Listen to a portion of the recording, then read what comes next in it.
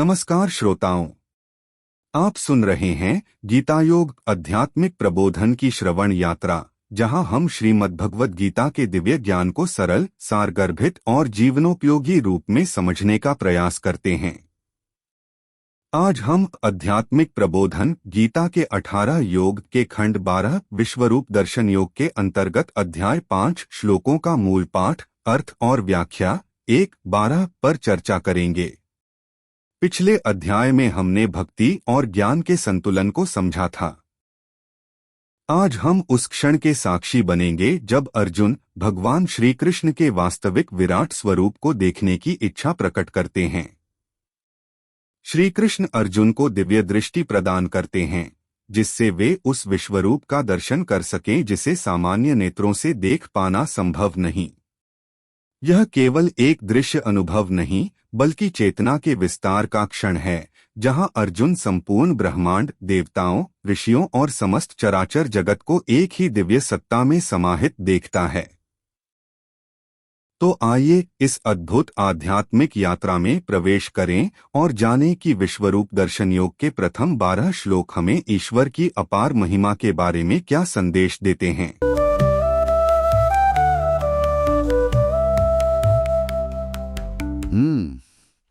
बात जब किसी बहुत जटिल चीज को समझने की आती है ना, तो अक्सर हम मान लेते हैं कि बस सही जानकारी मिल गई तो काफी है। हाँ बिल्कुल, इंसान का दिमाग चीजों को ऐसे ही खांचों में बांटकर देखना पसंद करता है। सही कहा।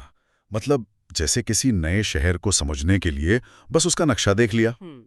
नक्शे में हर सड़क दिख रही है, इमारतें कहाँ हैं ये पता है, दूरियां एकदम सटीक नापी हुई हैं। और वो कागजी नक्शा ना एक तरह की सुरक्षा का एहसास भी देता है, क्योंकि उसमें सब कुछ एक सीमा में बंधा हुआ है, कोई अनिश्चितता नहीं होती। एकदम। लेकिन जरा सोचिए, अगर कोई इंसान असल में उस शहर की किसी सबसे व्यस्त सड़क के बीचों बीच जाकर खड़ा हो जाए, वहां का शोर, चारों तरफ से आती गाड़ियों की आवाजें, हवा में तैरती तरह तरह की खुशबू और लोगों की भारी भीड़ की धक्का मुक्की, वो पूरा जीवंत एहसास। हाँ, वो धड़कता हुआ एहसास, वहां वो कागजी नक्शा अचानक बहुत छोटा, निर्जीव और अधूरा लगने लगता है।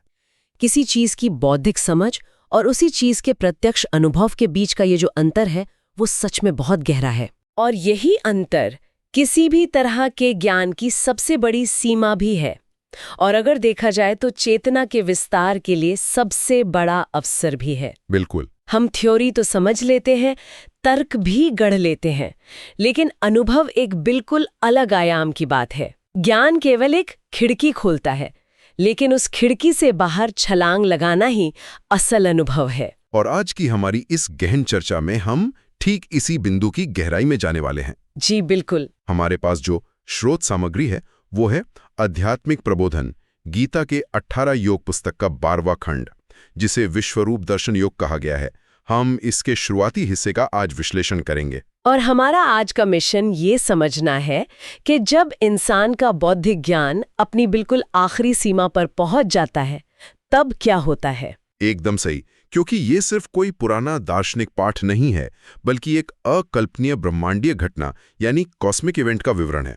ये उस अविश्वसनीय क्षण की कहानी है जब एक शिष्य केवल शब्दों, तर्कों और उपदेशों से संतुष्ट नहीं होता। हाँ, वो अपने गुरु से पूरे ब्रह्मांड को एक ही स्थान पर और एक ही पल में देखने का आग्रह कर बैठता है। तो चलिए इस पूरी घटना को थोड़ा सुलझाते हैं, इसके पीछे के विज्ञान और मनोविज्ञान को भी समझते हैं। इस घटना को सुलझाते हुए हम देखेंगे कि कैसे ये प्रसंग इंसान की जिज्ञासा, हमारी इंद्रियों की भौतिक सीमाओं और परम सत्य की अवधारणा को एक साथ जोड़ देता है।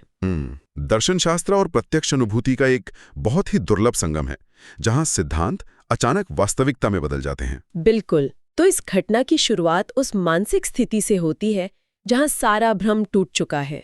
युद्ध के मैदान में जो अज्ञानता और मानसिक संघर्ष का पर्दा था, वो पूरी तरह हट गया है। मतलब अर्जुन स्पष्ट रूप से स्वीकार करते हैं कि उन्हें जो श्रेष्ठ आध्यात्मिक रहस्य बताया गया है, उससे उनका सारा मोह समाप्त हो गया है।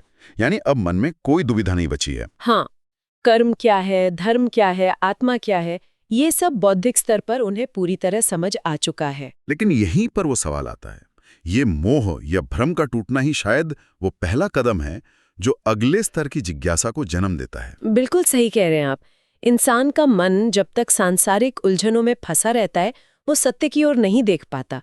लेकिन जब बौद्धिक स्तर पर समझ आ जाता है कि सृष्टि की उत्पत्ति और विनाश का चक्र क्या है, तब एक नई प्यास पैदा होती है। साक्षात देखने की प्यास। जी हाँ, उस सत्य को साक्षात देखने की। यहाँ उसी ऐश्वर्य युक्त रूप यानी उस दिव्य विराट स्वरूप की बात हो रही है जिसमें पूरी सृष्टि समाई हुई है। यहाँ ना मुझे भौतिक विज्ञान की एक बहुत ही रोचक स्थिति याद आ रही है। अच्छा, बताइए। ये बिल्कुल वैसा ही है जैसे किसी वैज्ञानिक को ब्लैक होल के बारे में सारी थ्योरीज और सारे गणितीय समीकरण बहुत अच्छे से समझा दिए गए हों और वो सब समझ भी जाए। हाँ, उसे ग्रेविटी, इवेंट होराइजन और प्रकाश के मुड़ने की सारी थ्योरी समझ आ जाएं, उसके सारे भ्रम दूर हो जाएं। लेकिन फिर वो कहे कि ठीक है, थ्योरी पक्की है, गणित एकदम सही है, लेकिन अब मुझे सीधे उस ब्लैक होल की असल तस्वीर देखनी है। बहुत सटीक उदाहरण है। वो थ्योरी केवल एक आधार तैयार करती है, लेकिन अनुभव की भूख अपनी जगह कायम रहती है। जब तक वो असल तस्वीर सामने नहीं आती, तब तक वो गणितीय समीकरण सिर्फ दिमाग का एक अमूर्त विचार ही रहता है। वास्तविकता को उसकी पूरी गहराई के साथ महसूस करना भी बाकी होता है। लेकिन यहाँ मुझे एक विरोधाभास नजर आता है। कैसा विरोधाभास? अगर अर्जुन का मानसिक संघर्ष और भ्रम पूरी तरह शांत हो चुका है, अगर उन्हें परम सत्य का ज्ञान मिल गया है, तो फिर इस विराट रूप को साक्षात देखने की अचानक क्या आवश्यकता पड़ गई? ये एक बहुत ही लाजमी सवाल है ना? मतलब क्या परम सत्य का ज्ञान अपने आप में पर्याप्त नहीं है? इंसान को हमेशा कोई ना कोई प्रत्यक्ष दर्शन या सबूत क्यों चाहिए होता है? देखिए, बौद्धिक समझ और प्रत्यक्ष अनुभूति के बीच एक बहुत बड़ी खाई होती है। ये आग्रह किसी अविश्वास या शक की वजह से नहीं किया गया है। अच्छा। ये विचार कि मुझे आपकी बातों पर भरोसा नहीं है इसलिए सबूत दिखाइए, ये यहाँ बिल्कुल लागू नहीं होता। इसके विपरीत ये निवेदन गहन समर्पण और एक सच्ची आध्यात्मिक जिज्ञासा से जन्मा है। समझ रहा हूँ। यहाँ ध्यान देने वाली बात यह है कि कोई मांग या आदेश नहीं दिया जा रहा है। श्लोक 4 में एक बहुत ही विनम्र शर्त रखी गई है कि यदि माना जाए कि मैं उस दिव्य स्वरूप को देख सकता हूं, तो वो अविनाशी रूप दिखाया जाए। यदि माना जाए कि मैं देखने योग्य हूं, ये शर्त अपने आप में बहुत गहराई लिए हुए है। बिल्कुल, ये वाक्य बताता है कि इंसान अपने दिमाग से चाहे जितना मर्जी ब्रह्मांड की थ्योरी को समझ ले, लेकिन उस असीमित परम सत्य को अनुभव करने के लिए एक अलग ही स्तर की योग्यता चाहिए, एक अलग चेतना चाहिए। जी, ये समर्पण इस बात का प्रतीक है कि असीमित को सीमित मानवीय अहंकार के जरिए जबरदस्ती नहीं पकड़ा जा सकता। अंतिम सत्य को तभी देखा जा सकता है जब वो सत्य खुद को प्रकट करना चाहे और इंसान उसे ग्रहण करने के लिए पूरी तरह से खाली और विनम्र हो। इसका मतलब है कि जब प्रत्यक्ष अनुभव की बात आती है तो हमारी भौतिक और जैविक सीमाएं सामने आ ही जाती हैं। बिल्कुल आ जाती हैं। और यही हमें इस घटना के अगले और सबसे रहस्यमयी हिस्से की तरफ ले जाता है। जब इस प्रत्यक्ष दर्शन की इच्छा को स्वीकार कर लिया जाता है तो जो विवरण सामने आता है वो सामान्य मानवीय कल्पना से बहुत परे है, बहुत ज्यादा परे है। श्री कृष्ण कहते हैं कि सैकड़ों और हजारों दिव्य रूपों को देखो जो विभिन्न प्रकार, रंग और आकार के हैं। ऐसे अद्भुत दृश्य जो पहले कभी नहीं देखे गए। मतलब ये कोई एक चेहरा या कोई एक मूर्ति देखने की बात नहीं हो रही है। ये तो जैसे बहुआयामी अनंतता है जो हर तरफ फैल रही है। हाँ, ये विविधता पूरी सृष्टि के विस्तार का प्रतिनिधित्व करती है। दुनिया में जितनी भी भिन्नता है, जितने भी रंग हैं, आकृतियां हैं, वो सब उसी एक मूल स्रोत से निकल रही हैं। इंसान अपनी पूरी जिंदगी में इस विविधता का केवल एक बहुत छोटा सा अंश ही देख पाता है।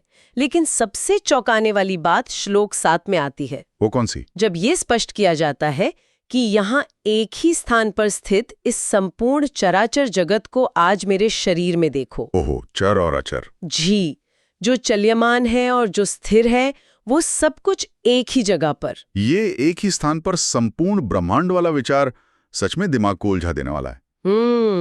इसे विज्ञान की भाषा में सोचें तो ये लगभग असंभव लगता है। इसे एकस्थम जगत कहा गया है। अगर हम आधुनिक भौतिक विज्ञान के नजरिए से देखें तो स्पेस और टाइम यानी समय और स्थान इस ब्रह्मांड के दो सबसे बड़े आधार हैं। बिल्कुल, लेकिन यहाँ ये दोनों आयाम एक ही बिंदु के भीतर सिमट गए हैं। अतीत में जो हो चुका है, वर्तमान में जो हो रहा है और भविष्य में जो होने वाला है, वो सब एक साथ घटित हो रहा है। बाप रे। और ब्रह्मांड का हर एक कोना एक ही स्थान पर मौजूद है। ये एक ऐसी समग्रता है जिसे प्रोसेस करने के लिए इंसान का सामान्य नजरिया और हमारी ये 3D दुनिया की समझ बिल्कुल काम नहीं आ सकती। यहीं पे मेरी वो तकनीकी उपमा काम आती है। कौन सी उपमा? इसे समझने के लिए हम आज की तकनीक का सहारा ले सकते हैं। ये ऐसा है जैसे हमारे चारों तरफ इस वक्त अनगिनत वाईफाई के signal, radio waves, cellular network की तरंगें या एक्सरे मौजूद हैं। हाँ, बिल्कुल मौजूद है। वह सारा डेटा, वो सारी तस्वीरें और आवाजें हर वक्त हमारे आसपास ही हवा में तैर रही हैं।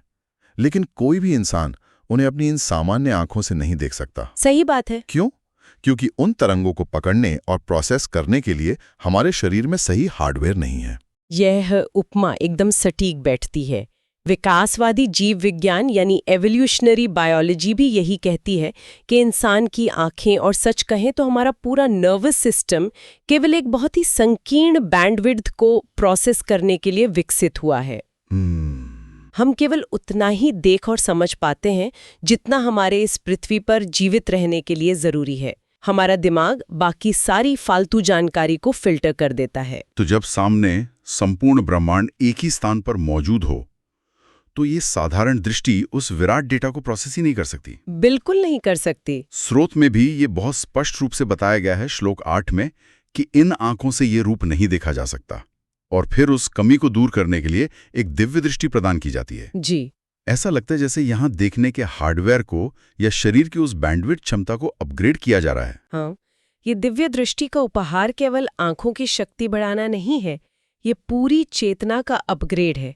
जब बात ब्रह्मांड के उस मूल सत्य की आती है जो असीमित है, तो वो हमारी उस छोटी सी मानवीय बैंडविड्थ में फिट नहीं हो सकता। उस जैविक फिल्टर को हटाना पड़ता है। बिल्कुल। ये दिव्य दृष्टि वास्तव में वो आध्यात्मिक जागृति है जो चेतना की सीमाओं को तोड़ देती है, ताकि इंसान उस समग्रता को बिना पागल हुए या बिना अपनी जान गंवाए देख सके। लेकिन अगर हम इसे थोड़ा और गहराई से सोचें तो ये बैंडविड्थ की सीमा हटना एक बहुत ही खतरनाक और विचलित करने वाली स्थिति भी हो सकती है। वो कैसे? बिना सही दृष्टि के नज़ारा नहीं देखा जा सकता, लेकिन जब ये दृष्टि मिलती है तो जो दृश्य सामने आता है वो इंसान के बर्दाश्त से बाहर भी तो हो सकता है। हाँ, ये तो है। और घटना का अगला हिस्सा बिल्कुल ऐसा ही है, जिसे शब्दों में बयां करना शायद इंसान के लिए सबसे मुश्किल काम रहा होगा। इसीलिए श्लोक 9 और 10 में उस अकल्पनीय दृश्य का जो आंखों देखा हाल बताया गया है वो इतना विस्मयकारी है। ये वर्णन संजय द्वारा किया जा रहा है, जिसे खुद दूर बैठकर देखने के लिए एक विशेष दृष्टि मिली हुई है। संजय जो धृतराष्ट्र को सब बता रहे हैं। जी, वो बताते हैं कि उस परम ऐश्वर्ययुक्त रूप में अनेक मुख हैं, अनेक नेत्र हैं और अद्भुत आभूषण है। वो रूप दिव्य मालाओं, वस्त्रों और सुगंध से सुशोभित है। और श्लोक 11 में कहा गया है कि वो रूप अनंत है और विश्वतोमुखम है। हाँ, विश्वतोमुखम यानी हर दिशा में मुख वाला। इंसान जिधर भी देखे उसे वही रूप नजर आ रहा है। कोई शुरुआत नहीं है, कोई अंत नहीं है। विश्वतोमुखम शब्द इस बात का प्रतीक लगता है कि परम सत्य की कोई एक दिशा या एक सीमा नहीं होती। हम अक्सर सत्य को किसी एक दिशा में आसमान की तरफ या किसी खास जगह पर खोजते हैं, लेकिन यहाँ बताया जा रहा है कि वो हर जगह है। लेकिन यहाँ एक और बात मेरा ध्यान खींचती है। यस। उस रूप में केवल शांति, सुंदरता या सौम्यता नहीं है। अनेक शस्त्रों को धारण किए हुए रूप का भी जिक्र है। अनेक हाथों में हथियार उठे हुए हैं। ये एक बहुत ही महत्वपूर्ण और यथार्थवादी पहलू है। सत्य हमेशा वैसा नहीं होता जैसा इंसान अपनी सुविधा और आराम के अनुसार कल्पना कर लेता है। बिल्कुल। जब हम कहते हैं कि परम सत्य सर्वव्यापक और सर्वशक्तिमान है, तो इसका मतलब है कि उसमें सृष्टि का हर एक पहलू, हर एक विरोधाभास समाहित है। उस विराट रूप में सृजन की सुंदरता और दिव्यता है, तो साथ ही विनाश की भयंकरता भी है। और वो अस्त्र शस्त्र उसी का प्रतीक है। जी, वे काल, समय और संहार के प्रतीक हैं। क्योंकि इस ब्रह्मांड में जो कुछ भी बनता है उसका मिटना भी तय है, और यह दोनों एक ही परम सत्ता के कार्य हैं। इसी बात पर श्रोत में दी गई वो विस्मयकारी उपमा जो श्लोक 12 में है ना, वो सोचने पर मजबूर कर देती है। हजारों सूर्यों वाली उपमा। हाँ, कहा गया है कि यदि आकाश में एक साथ हजारों सूर्य उदित हो जाएं, तो शायद उस रूप के प्रकाश और तेज की बराबरी की जा सके। हजारों सूर्य। अब जरा व्यवहारिक रूप से सोचिए, एक अकेला सूरज जब अपनी पूरी चमक पर होता है तो उसकी रोशनी इंसान को अंधा कर सकती है। हम दोपहर के वक्त सूरज को खुली आंखों से देख भी नहीं सकते। उसकी गर्मी ही जला देने वाली होती है। बिल्कुल। ऐसे में हजारों सूर्यों का एक साथ आकाश में उदित होना, हर दिशा में मुख होना और हाथों में अस्त्र शस्त्र होना, क्या ये देखने वाले के लिए एक तरह का अकल्पनीय सेंसरी ओवरलोड यानी संवेदी अतिभार नहीं है? है तो। ये दृश्य जितना दिव्य और सुंदर बताया जा रहा है, उतना ही डरावना और भयभीत करने वाला भी तो हो सकता है ना? बिल्कुल। ये संवेदी अतिभार बहुत स्वाभाविक है और डरावना भी है। मनोवैज्ञानिक दृष्टिकोण से देखें तो अनंतता का सामना करना इंसान के लिए हमेशा विस्मयकारी होने के साथ साथ आतंकित करने वाला होता है। ऐसा क्यों? इनकी इंसान इस दुनिया को अपने सीमित नजरिए से देखने का आदी है। वो खुद को कहानी के केंद्र में रखता है। हाँ, ये तो इंसान की फितरत है। लेकिन जब किसी ऐसी चीज से सामना होता है जिसकी कोई शुरुआत और कोई अंत नहीं है, जहां पूरा ब्रह्मांड, हर समय, हर संभावना एक साथ मौजूद हो, तो व्यक्ति का अपना जो मैं है, उसका जो अहंकार है, वो अचानक बहुत छोटा हो जाता है। तो क्या ये एक तरह से अपनी पहचान खो देने का डर है? बिल्कुल। इसे मनोविज्ञान में ईगो डिसोल्यूशन या अहंकार का विघटन कह सकते हैं। जब सब कुछ एक साथ सामने आ जाए तो हमारा वो केंद्र, हमारी वो व्यक्तिगत पहचान पूरी तरह से बिखरने लगती है। बाप रे। वो सेंसरी ओवरलोड सिर्फ प्रकाश या ध्वनि का नहीं है, वो वास्तविकता के उस विशाल स्वरूप का है जहां एक व्यक्ति का अपना अस्तित्व सागर में एक बूंद के बराबर भी नहीं रहता। इंसान का सीमित दिमाग उसे संभाल ही नहीं पाता। इसीलिए उस दिव्य दृष्टि की सख्त आवश्यकता थी, ताकि व्यक्ति का वजूद इस अनंतता और इसके डर के प्रभाव से पूरी तरह विखंडित न हो जाए। वो अस्त्र शस्त्र और हजारों सूर्यों का तेज उसी अपार और अनियंत्रित ऊर्जा का प्रतीक है जो ब्रह्मांड को चलाती है। तो अगर हम इस पूरी घटना और इसके विस्तृत विश्लेषण को समेटना चाहें तो कई बहुत गहरे निष्कर्ष सामने आते हैं। जी बिल्कुल। पहला तो यही कि परम सत्य का स्वरूप वास्तव में अनंत, सर्वव्यापी और हमारी कल्पनाओं से कहीं अधिक जटिल है। हाँ, किताबी ज्ञान, दार्शनिक बातें या हमारे तार्किक मॉडल हमारे भ्रम को मिटा जरूर सकते हैं। वो एक अच्छा नक्शा तैयार कर सकते हैं। एकदम। लेकिन जब बात उस अंतिम सत्य का साक्षात अनुभव करने की आती है तो सिर्फ बौद्धिक जानकारी काफी नहीं होती। उसके लिए एक विशेष चेतना, एक दिव्य दृष्टि या अपनी बायोलॉजिकल बैंडविड्थ से बाहर निकलने की आवश्यकता होती है। और ये भी कि वो सत्य केवल शांतिदायक और मनमोहक नहीं है, उसमें अकल्पनीय शक्ति है, विनाश है और सृजन है। सब कुछ उसी एक विराटता का हिस्सा है। सही कहा। चीजों को उनके टुकड़ों में या अपने सीमित सुविधाजनक नजरिए से देखने के बजाय उन्हें उनके संपूर्ण रूप में, उनकी उस भयंकर और सुंदर समग्रता में देखने का प्रयास करना ही सच्चे ज्ञान की ओर बढ़ना है। तो सीखने वालों के लिए और जो लोग दुनिया को समझना चाहते हैं, उनके लिए यहाँ सबसे बड़ा और सबसे महत्वपूर्ण सबक विनम्रता का है। बिल्कुल। हम चाहे कितना भी पढ़ लें, कितनी भी जानकारी इकट्ठा कर लें, हमें ये मानना ही पड़ेगा कि इस ब्रह्मांड में हमारी सोच और हमारी कल्पना से कहीं अधिक गहराई मौजूद है। सत्य के अनगिनत दृष्टिकोण हो सकते हैं जो शायद हमें हमारी इन साधारण आंखों या हमारे बौद्धिक फिल्टर के कारण कभी नजर ही ना आए। सही बात है। ज्ञान तभी सार्थक होता है जब वो हमें यह सिखाए कि हम कितना कम जानते हैं।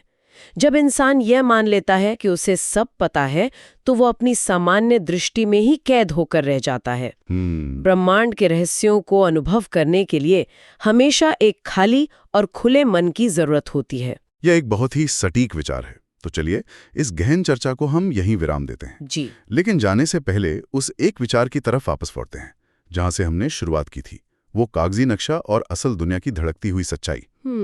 इन विवरणों ने हमें ये बताया कि हमारी साधारण आंखें और हमारा रोजमर्रा का दिमाग इस विशाल ब्रह्मांडीय सत्य का केवल एक बहुत ही छोटा सा फिल्टर किया हुआ अंश ही देख पाता है। बिल्कुल। तो ऐसे में विचार करने वाली बात यह है कि आज के आधुनिक समय में हम अपनी जिंदगी में, अपने आसपास की दुनिया में, समाज में या यहाँ तक कि अपने रिश्तों में भी जो कुछ भी पूरी तरह से सच मानकर बैठे हैं, क्या वो वाकई पूरी तस्वीर है? ये सोचने वाली बात है। या फिर वास्तविकता को उसके संपूर्ण रूप में देखने और समझने के लिए मानवीय चेतना को आज भी एक बिल्कुल नए, बिना किसी फिल्टर वाले और विनम्र दृष्टिकोण की, यानी अपनी खुद की एक आधुनिक दिव्य दृष्टि की सख्त आवश्यकता है।